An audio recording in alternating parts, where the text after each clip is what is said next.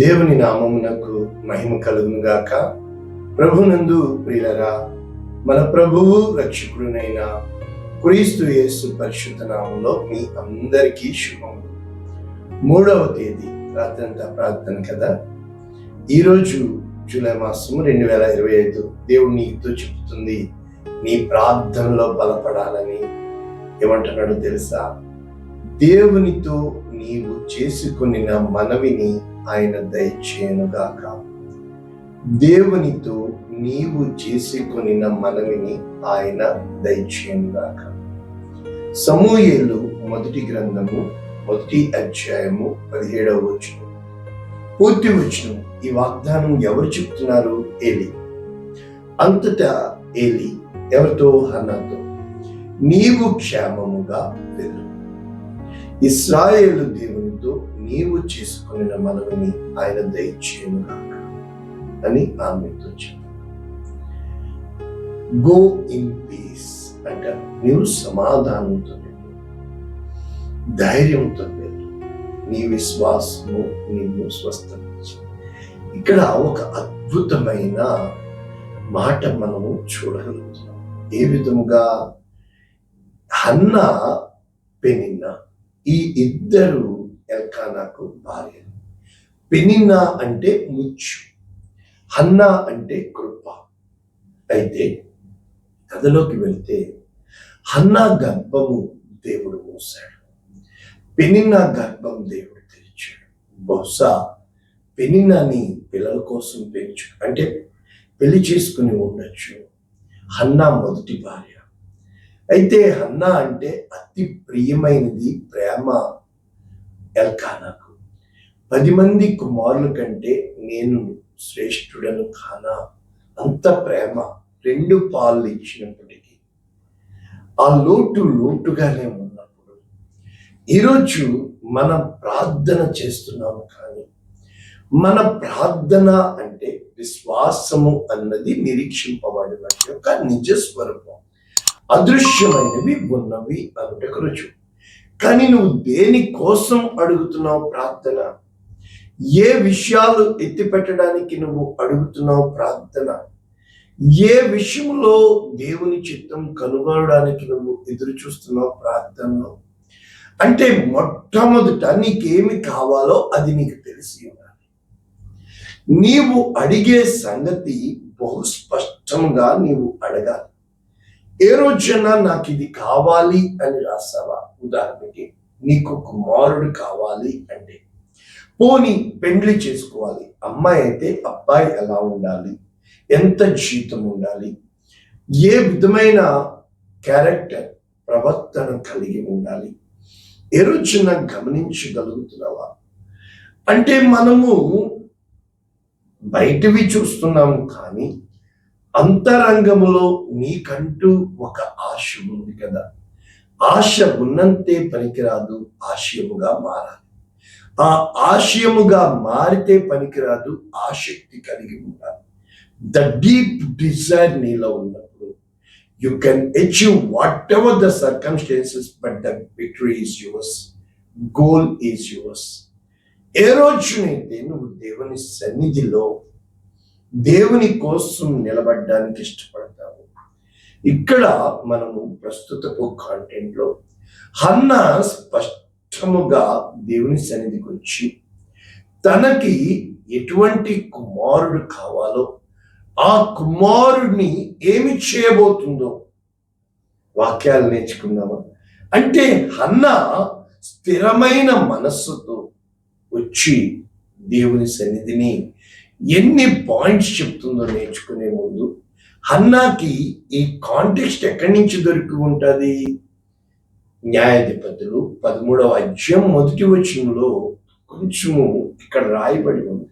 ఏంటంటే, ఇశ్రాయేలులు పదే యెహోవా దృష్టికి దోషులు కాగా, యెహోవా 40 సంవత్సరములు ఫిలిష్తీయుల చేతికి ఫలస్తీనులకి దేవుడు. అయితే దాను వంశస్థుడు జొరియా పట్టణస్థుడైన మనోహ, భార్య పేరు రాయలేదు, గొడ్రా. అయితే దేవుని దూత ప్రత్యక్షమై మనోహ భార్యతో చెప్తుంది, నీవు గర్భవతి అయి కుమారుని కంటావు. కుమారుని కోసమే దేవుని యొక్క సందేశం వచ్చింది. నీవు కుమార్తెను కంటావని ఎక్కడ చెప్పబడలేదు. I'm sorry. అయితే ఈ పుట్టబోవు శిశువు పరిశుద్ధుడై దేవుని కుమారుడు అనబడినని మరి మన యేసుక్రీస్తు తల్లివారైన మరియకి చెప్పబడి ఉంది కదా. ఆ విధముగా అదే విధముగా దావీదుతో చెప్పాడు, నిశ్చయంగా నేను నీకు కుమారుడిని ఇస్తున్నాను. జదీద్యా దేవునికి ప్రియమైన వాడు కనుక నీవు ఏం చేయాలి? జాగ్రత్తగా ఉండి ద్రాక్షారసమును కానీ మద్యమును కానీ ఎటువంటి అపవిత్రమైనది తినకూడదు, తాకూడదు. మరియు అతని తల మీద మంగళకత్తి వేయకూడదు. చూసారు, ఆ బిడ్డ గర్భమున పుట్టినది మొదలుకొని నాజీరు చేయబడిన వాడు అయ్యుండి ఇశ్రాయేలీయులను రక్షిస్తాడు. అప్పుడు ఆ మనొక భార్య వెళ్ళిపోయి ఈ విధముగా నాకు చెప్పి ఉన్నాడు దేవుని దూత అని చెప్పినప్పుడు మనోహ తిరిగి దయచేసి ఇంకొకసారి మీరు రండి అని ప్రార్థన చేస్తాడు. ఇది ఇక్కడ లింక్. ఏమని? న్యాయాధిపతులు 13:8. ప్రభువా ఏమంటున్నాడు? నా ప్రభువా, నీవు పంపిన దైవజనుడు మళ్ళా మా యొద్దకు వచ్చి పుట్టబోవు ఆ బిడ్డకు మేము అంటే బిడ్డనిచ్చేసాం, కానీ మేము ఏమేమి చేయాలి అది మాకు నేర్పునట్లు దయచేయమని. దేవుడు ఎలా వింటున్నాడో ప్రార్థన, మాకు నేర్పించు, నీ కోసం ఎలా పెంచాలో, ఆ బిడ్డ పట్ల మేము ఏం జాగ్రత్త తీసుకోవాలో మనోహ ప్రార్థన దేవుడు ఆలకించింది. అంటే ఈ ప్రేయర్ ప్యాటర్న్స్ అనేవి మనకి ఒక పద్ధతిని, ద సిస్టమ్ నీకు నాకు నేర్పిస్తాయి. ఎప్పుడైతే ఈ ప్రార్థన విన్నాడో తిరిగి దేవుడు తన దూతని పంపించినప్పుడు వచ్చాడు. మళ్ళా రా అని తీసుకొచ్చినప్పుడు ఆ దూత అక్కడే ఉన్నప్పుడు తిరిగి ఆ దూతతో అప్పుడు చెప్పబడుతుంది. ఇక్కడ 12వ వచనం మనోహ మళ్ళా చెప్తున్నాడు, నీ మాట నెరవేరినప్పుడు ఆ బిడ్డ ఎట్టివాడగునో. చూసాం అంటే ఎట్టివాడగునో ఆ విధముగా నీవు పెంచాలి. అర్థమైందా? అంటే ఇప్పుడు డాక్టర్ అవ్వాలంటే ఎంబీబీఎస్ చేయాలంటే బైపీసీ తీసుకోవాలి. నువ్వు ఎంపీసీ తీసుకుంటే ఇంజనీరింగ్ అవుతావు. కనుక ఆ బిడ్డ ఎట్టివాడగునో కనుక ఏ విధముగా పెంచాడు, అతడు చేయవలసిన కార్యం ఏమిటో తెలుపమని మనం చేయగా అప్పుడు తిరిగి అంటే పదే చూసారు, ఆమె ద్రాక్షవల్లి నుండి పుట్టినదేది తినకూడదు, ద్రాక్షారసమునైనా మద్యమునైనా త్రాగకూడదు, అపవిత్రమైనది దేది తినకూడదు అని తిరిగి చెప్పినట్లు చూస్తున్నాం. ఇవే మాటలు మనము కొత్త నిబంధనలో చూసినప్పుడు లూకా సువార్త 1:13 ఇక్కడ కూడా నీ ప్రార్థన వినబడినది, నీ ప్రార్థన దేవుడు ఆలకించాడు. ఇక్కడ ప్రధాన యాజకుడైన జకరియా ఎలిజబెతులు బహువృద్ధులై గొడ్రాలుగా ఉంది, కానీ నీ భార్య అయిన ఎలిజబెత్ కుమారుని కని అతనికి యోహాను అని పేరు పెడతారు. ఇతను అంటే ఇవ్వబడిన బిడ్డ ప్రభువు దృష్టికి గొప్పవాడే, తన దృష్టికి కాదు. ద్రాక్షారసమైన మద్యమైన త్రాగక తన తల్లిగా అంటే ఈమె ఆల్రెడీ పరిశుద్ధురాలు, వారిద్దరు బహు నీతిమంతులు కనుక పుట్టిన బిడ్డ చెప్పబడుతుంది. చూసారు, ఆ యొక్క పుట్టినది మొదలుకొని తల్లి గర్భంలో పరిశుద్ధాత్మతో నింపబడిన వాడే తండ్రుల హృదయమును పిల్లల తట్టు, పిల్లల హృదయమును తండ్రుల తట్టు, అవిధేయులను నీతిమంతుల జ్ఞానమును అనుసరించుటకు తిప్పి ప్రజలను సిద్ధపరచుటకై ఏలియా యొక్క ఆత్మశక్తి గలవాడే. చూసారా, అంటే ప్రభువునందు ప్రియులరా, ఇక్కడ కూడా మరి ఈ రోజున తల్లిగా ఉన్న నేను పోని బిడ్డని కనాలనుకుంటున్న నీవు ఎటువంటి బిడ్డను కనాలనుకుంటున్నావు? ఆ బిడ్డను ఏ విధంగా పెంచాలనుకుంటున్నావు? ఆ బిడ్డ నుంచి నువ్వు ఏం ఆశపడుతున్నావు? ఇప్పుడు మనం ప్రస్తుతము కాంటెంట్కి వస్తే ఇక్కడ ఈ యొక్క సమూయేలు మొదటి గ్రంథము మనం చూసినప్పుడు ఎఫ్రాయిము మన్యములో ఎల్కానా ఉన్నాడు. అయితే ఈ ఎల్కానా లేవి సంతానం, లేవీలు. ఓకేనా? సో ఇక్కడ ఏం జరిగింది? పిల్లలు ఒక స్త్రీకి ఉన్నారు, ఇంకొక స్త్రీకి లేరు, కనుక దేవుడు గొడ్రాలిగా పెట్టి ఉన్నాడు అన్నారు. అయితే కథ ఎక్కడ ప్రారంభమైంది? యెహోవా ఆమెకు సంతు లేకుండా చేశాడు. దేవుడు చేశాడు. గర్భఫలము యెహోవా అనుగ్రహించు బహుమానం. కనుక మూసిపెట్టిన దేవుని యొద్దకి తను ఎప్పుడైతే వెళ్ళి మోకరించి సాష్టాంగ పడి ఉన్నదో, యెహోవా ఆమెకు సంతు లేకుండా చేసి ఉన్న హేతువును బట్టి, అంటే నీకు ఏది తక్కువ చేశాడో ఆ హేతువును బట్టి తన వైరియము పెనిన. కనుక ఈ లోకం ఎప్పుడూ నిన్ను విసిగిస్తుంది, ఈ లోకం ఎప్పుడూ నీకు కోపాన్ని తెప్పిస్తుంది, ఈ లోకం ఎప్పుడూ నిన్ను నీచి చూపు చూస్తుంది, ఈ లోకం ఎప్పుడూ నిన్ను చులకన చేసి మాట్లాడుతుంది, గొప్పలు చెప్పుకుంటాయి నీకేముందని. కనుక ఈమె ఏడ్పే భోజనం మాని నిత్యము ఈమె కృంగిపోయి విరిగిపోయి ఇక తను తట్టుకోలేక ఒక దినము వచ్చింది. ఆ దినము ఏం జరిగిందంటే, ఎందుకు ఏడుస్తున్నావు, ఎందుకు భోజనం చేయటం లేదు అన్నా కూడా తన వల్ల కాల. ఇంక తను విరిగిపోయింది. ఆ స్టేజ్ వచ్చేసింది. నీళ్లు తెలుసు కదా, ఎక్కువ చలదనం పెడితే గడ్డగట్టేస్తాయి, ఎక్కువ వేడి చేస్తే ఆవిరైపోతాయి. ఆ మెల్టింగ్ పాయింట్కి వచ్చింది. ఈసారి వెళ్ళినప్పుడు అక్కడ ఏలీ ఉన్నాడు, కానీ తినకి అదేమి గమనించుకోలేదు. మోకాలు వేసింది, ప్రార్థించడం ప్రారంభించింది. బయటికి శబ్దం రావట్లేదు. బహు దుఃఖాక్రాంతురాలై వచ్చి యెహోవా సన్నిధిని ప్రార్థన చేయొచ్చు, బహుగా ఏడ్చుచు. ఇవి మొట్టమొదట బాడీ లాంగ్వేజ్. ఆమె యొక్క పరిస్థితులను దేవుడు అంతగా ఎప్పుడూ కూడా బాగా దున్నబడిన ఆ యొక్క భూమిలో విత్తనం వేస్తే అది 30 60 100 ఫలిస్తుంది. నీ హృదయం నా హృదయం దీనత్వంలోనికి దేవుడు తీసుకెళ్తాడు, ధన్యత్వానికి మార్చడానికి. ఆమెని బహుగా దేవుడు కృంగదీయడానికి కారణం ఎత్తైన కొండపైన ఎక్కించడానికి. కనుక సైన్యములకు అధిపతి యెహోవా నీ సేవకురాలనైనా, మొదటిసారి చెప్తుంది చూసారా, నాకు కలిగి ఉన్న శ్రమను చూచి నీ సేవకురాలనైనా నన్ను మరువక జ్ఞాపకం చేసుకొని నీ సేవకురాలైనా నాకు మగపిల్లను దయచేసిన ఎడలా ఇది ఇటు పక్కన 3 సార్లు చెప్పింది కదా. మరి నేను ఏం చేస్తాను? ఎప్పుడు దేవునికి మహిమ ఏ విధంగా పొందుకుంటాడో అది నువ్వు చెప్పాలి, మాటల్లో పెట్టుకోవాలి.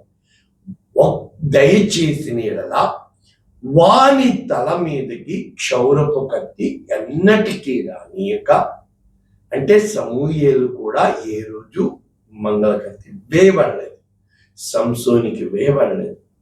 కనుక రెండవది ఏమంటున్నాడు? హన్న ఎంత కన్నీటితో, వాడు బ్రతుకు దినములన్నిటను నేను వానిని యెహోవాకు అప్పగించునని మొక్కుబడి. నీకే, నీవు నా బిడ్డనివ్వు, నీ కోసం పెంచు. ఎప్పుడైతే ఈమె ఈ విధముగా చేస్తుందో మనస్సులోనే చెప్పుకుంటుంది కదా, మత్తురాలు అనుకున్నాడు. ఎప్పుడు కూడా ఈ లోకము మనల్ని చిన్న చూపే చూస్తుంది. ఎలి కూడా అది చేశాడు. అయితే హన్న ఎంత మాత్రము కోపగించుకోకుండా, మనమైతే నువ్వేమి యాజకుడు అయ్యా, నేను ఏడ్చుకుంటుంది నీకు తెలీదా? దయచేసి వద్దు, నీవు ఆత్మని పొందుకున్నావు, నీ ప్రతి మాట జాగ్రత్త, నీ ప్రవర్తన జాగ్రత్త. నీ పరిస్థితులు అన్నీ చుట్టూ ఉన్న వారిని గమనిస్తూ ఉంటారు. నేను మనోదుఃఖము గలదానని ఉన్నాను. ద్రాక్షారసమును గాని మద్యమును గాని పానము చెలదు. నా ఆత్మను యెహోవా సన్నిధిని కుమ్మరించు. రేయి మొదటి జామును లేచి నీ హృదయమును కుమ్మరించు. ఇక్కడ ఎప్పుడైతే పోరోక్యో స్పిరిట్ చేస్తుందో షాక్ అయిపోయాడు. ఏలి చెప్పేస్తాడు, నువ్వు పొందుకున్నావు. కారణం ఏంటి? నీవు దేవునికి తిరిగి ఇస్తున్నావు. ఈ రోజున మన జీవితంలో ఎన్ని పొందుకున్నాం, మనము ఏమిచ్చాము దేవునికి ఆలోచించావా? ప్రార్థన చేసే ముందు నేను నీకు ఇది ఇస్తాను. ఎక్కడ మొక్కుబడి చేసుకున్నావు కదా, ఎంత మంది మొక్కుబడులు చేశారు కదా, ఏరే వారంతా ఏరే. ఏ రోజునైతే దేవుడు చేతకాని వాడిగా ఎందుకు మిగిలిపోతున్నాడు తెలుసా? బహుశా ఎన్ని నీ శ్రమల్లో ఉన్నప్పుడు మొక్కుబడులు నీకు పెండింగ్ ఉండిపోయినాయి కదా, ఆ రోజున శ్రమను బట్టి నువ్వు కన్నీరు కార్చావు. మరి ఈ రోజున ప్రభునందు ప్రియమైన దేవుని బిడ్డ, దేవుడు నమ్మదగిన వాడు, ఆయన నమ్మకమైన వాడు. ఆయనకి మరుగైనది అసాధ్యమైనది ఏది లేదు. ఆయన నీ ప్రతి ప్రార్థన ఆలకిస్తున్న దేవుడు. ఆయన నీకు చెవియొగ్గుతున్న దేవుడు. ఆయన నీకు సమీపమున ఉన్న దేవుడు. ప్రార్థన చేయట నీ వంతు, కార్యము చేయట ఆయన తంతు. ప్రార్థన ఆలకించువాడు ఆయన పేరు. ప్రార్థనకి జవాబిచ్చువాడు ఆయన పేరు. ప్రార్థనకి ఆమేన్ అనువాడు ఆయన పేరు. అన్నీ ఆయన. ఈ రోజున నీవు స్థిరమైన హృదయము కలిగి మొదట నీకు ఏమి కావాలో అది రాయి. ఆ విధముగా నిన్ను నీవు మలుచు. ఇప్పుడు నువ్వు తాగుబోతూ తిరుగుబోతూ అయితే నీవు తాగుబోతూ తిరుగుబోతూనే కంట. ఏ రోజునైతే నీవు దీనురాలు అవుతావో ధన్యుల్నే జన్మనిస్తావు. ఒక యోగ్య వెతుగురు నేర్పించి ముగ్గురు సేవకులు ఇచ్చింది దేవుడికి. యేసు క్రీస్తు ప్రభువుల వారి శిష్యుల్లో యాకోబు మనం చూసినప్పుడు, యోహాను, వీరిద్దరు అన్నదమ్ములు. పేతురు, అంద్రేయ అన్నదమ్ములు. ప్రభువునందు ప్రియులారా, మన జీవితంలో మన బిడ్డలు వారు ఏ భవిష్యత్తు కావాలనుకుంటున్నారు? నీ కలల్ని కలలుగా మార్చి గారం చేస్తున్నావా? ఈ రోజుకైనా బిడ్డలు బిడ్డలు అనకుండా వారిని దేవుని యందు భయభక్తులతో పెంచి దేవునికి ఇష్టమైన జనాంగముగా చేసినప్పుడు ఆయన ఎంత సంతోషించేవాడిగా ఉన్నాడు కదా. అటువంటి కృప దేవుడు మనకు అనుగ్రహించుగాక. ప్రార్థన చేద్దాం.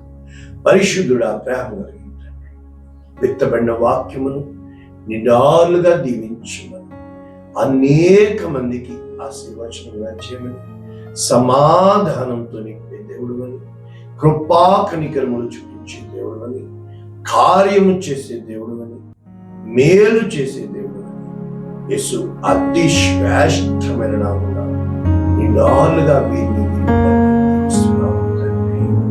ఆమేన్. God bless you all. దేవుడు